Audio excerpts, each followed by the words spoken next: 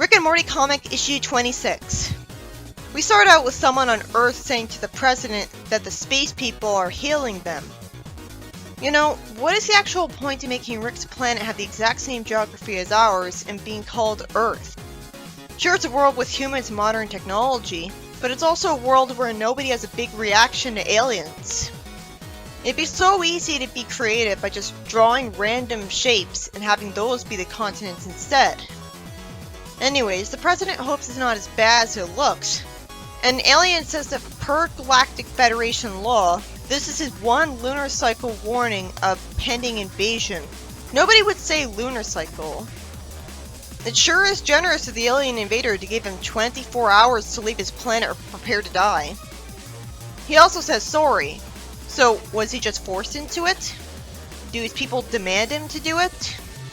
It'd be more sympathetic if it turned out his planet was overpopulated, and so he had no other choice, and this was the easiest inhabitable planet he could conquer or know about. Like it's the closest one. Maybe things would be seen as too weak if he passed it up. Also, it was always confusing that they tried to have the president in the series look like Obama when he clearly isn't, because he's not called by his name and acts nothing like him.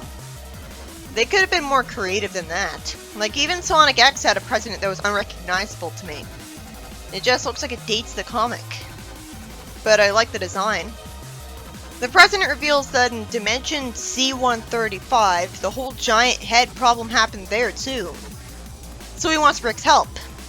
And then Jerry asks Rick to improve the Weed Eater because it never starts.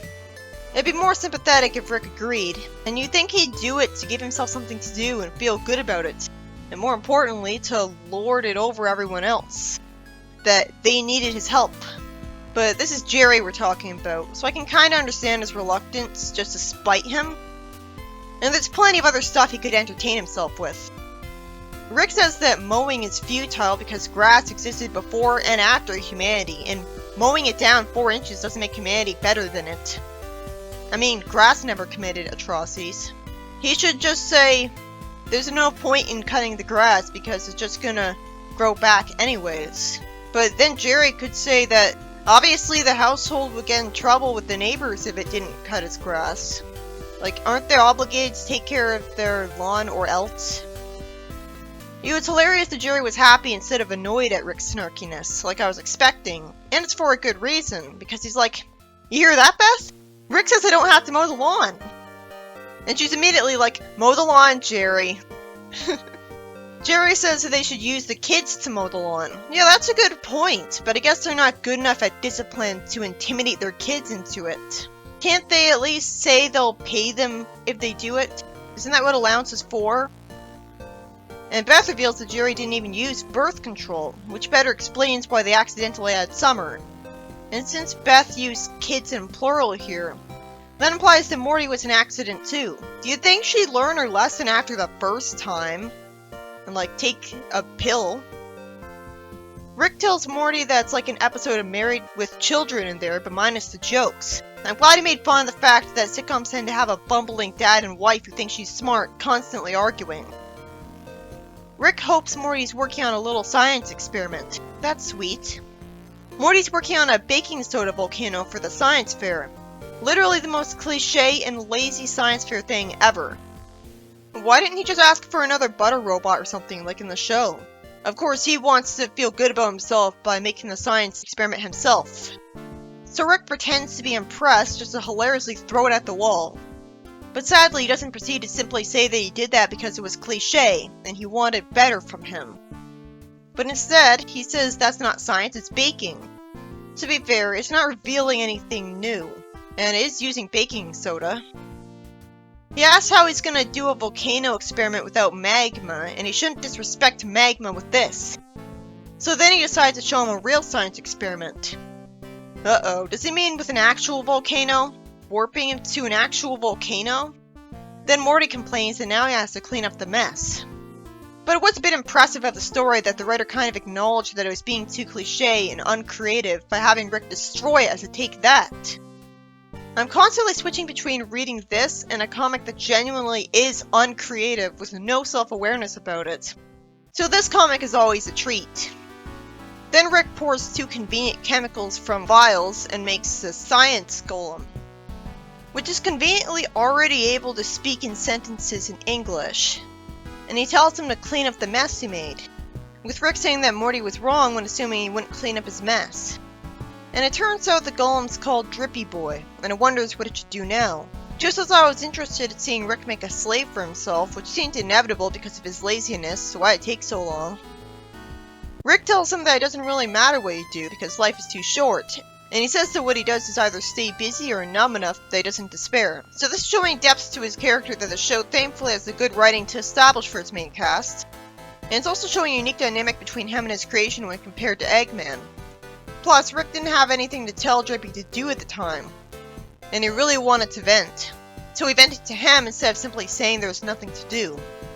I wonder why Drippy always has a storm cloud text bubble even when happy. He puts on sunglasses, and Jerry somehow calls himself a good person, asking him what he did to deserve his weed eater not starting. Buy a new one. I guess he's poor. He promises to do charity in Africa if it works, and it doesn't, of course. And he was just the kind of idiot who thought that would. So he complains, showing more self-awareness of the writing, as makes it clear that the writer doesn't actually think he's a good person just because he had him say that. I miss good writing so much. The president shows Rick some convenient pictures of aliens that survive the vacuum of space. He says that Spatio 5 Coolest will conquer and destroy any creature not them. And after they're naturally called racist, Rick snarks relatably, I don't feel like I'm breaking hot news here, Mr. President, but this planet is already controlled by racists. Jerry made me smile and try not to giggle because in a time like this, he says, Rick, you have to fix this weed eater. It's literally ruining my life. And Beth tells him off. It's a more natural comedy that happens during a serious scene without breaking the immersion, because Jerry doesn't know the planet's about to be invaded, and he's always this petty. He says that's still the worst thing happening to him, not caring at all, and Beth tells him to grow up. It makes sense that he wouldn't be that scared because he knows Rick, so he has faith in him to save the planet. And he's far from the only person focused on himself. Somehow, Rick thinks that telling the aliens to come back later would be the solution, because he stereotypes them all as lacking in social confidence and faster-than-light travel, so they'll be so embarrassed they'll leave and won't make it back for millions of years. The president naturally says that they're talking about the end of the world, not Jehovah's Witnesses at the front door. Jerry wants to help, just as an excuse to get out mowing the lawn. Though he insists it's because it's his civic responsibility and he was in marketing, so who's better suited to convince someone of something? Okay, but Jerry's always portrayed as incompetent, he just makes things worse, somehow, because that's always a forced joke. The president justifies the times they're desperate and agrees, and Beth begs Rick to do something, being relatable as well.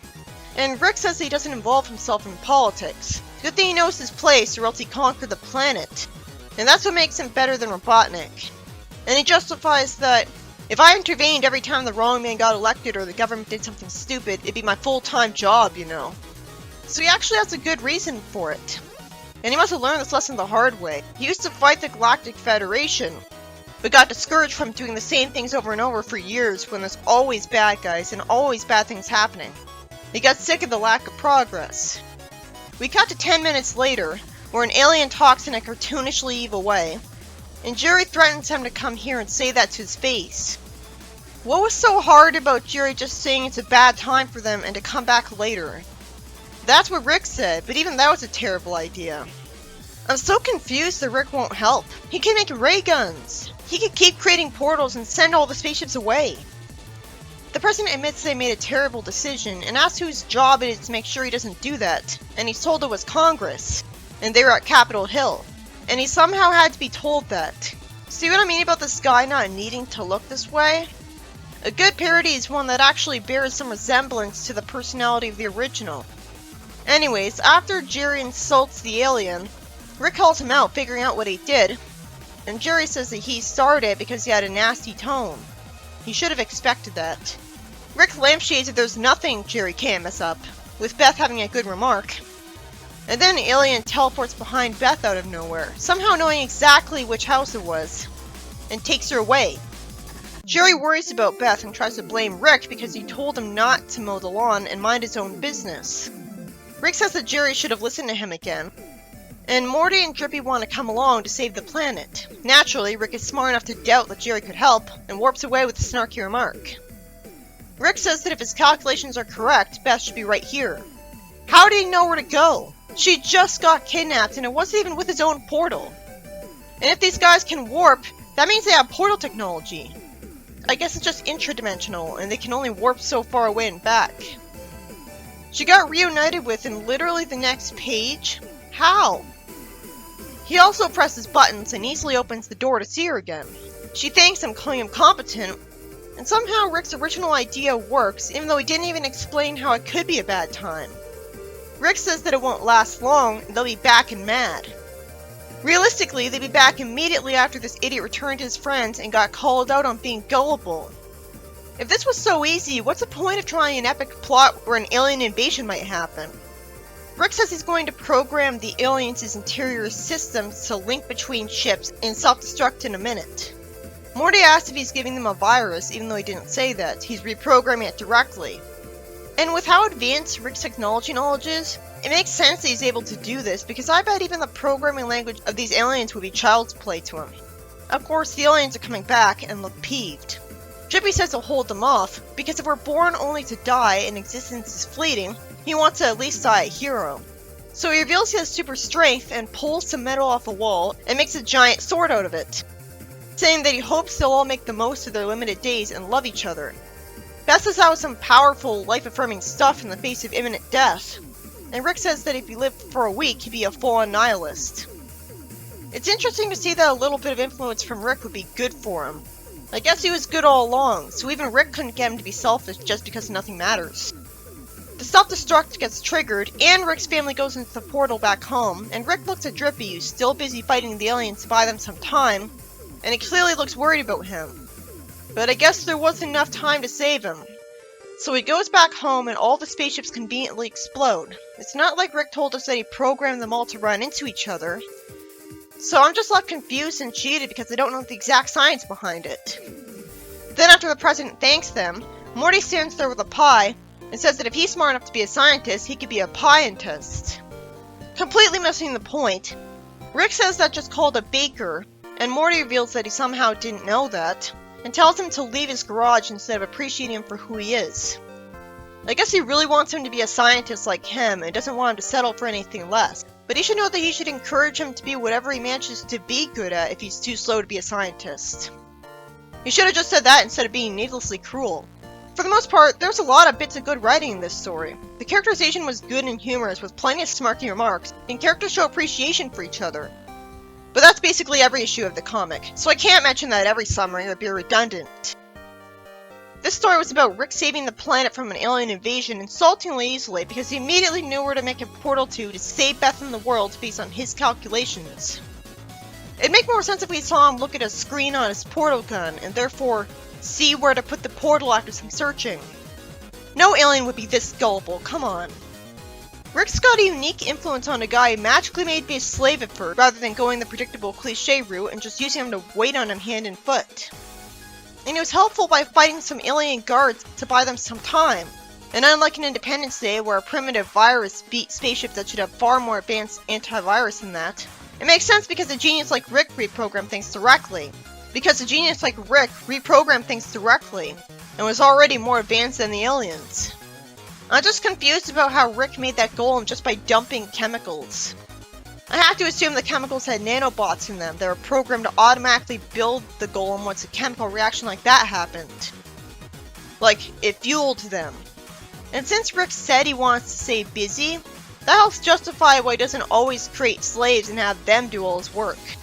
Not only is the Mr. Meeseeks creation too likely to freak out if it can't complete its task, but he wouldn't even want a more reliable improvement because then he'd have nothing to do himself. So he only made him to clean up the mess he made and show a real science experiment to Morty. Though showing a real experiment part wouldn't be impressive if he just made a Mr. Meeseeks again. A good story all around, but a bit anticlimactic one time. It's good that Beth was written to get kidnapped to try to have another tense thing actually happen that could actually be gone through with as opposed to the invasion, which we all knew wouldn't happen. But even when I was reading out the script for this review, I was surprised to learn all over again that Beth was kidnapped. And that's probably because it's so unintuitive that it happened, to the point where it's just forgettable. That and she gets saved right away anyways. How did they know where to warp to kidnap Beth? How did they know she was Jerry's husband, Jerry's wife, and knew where to go?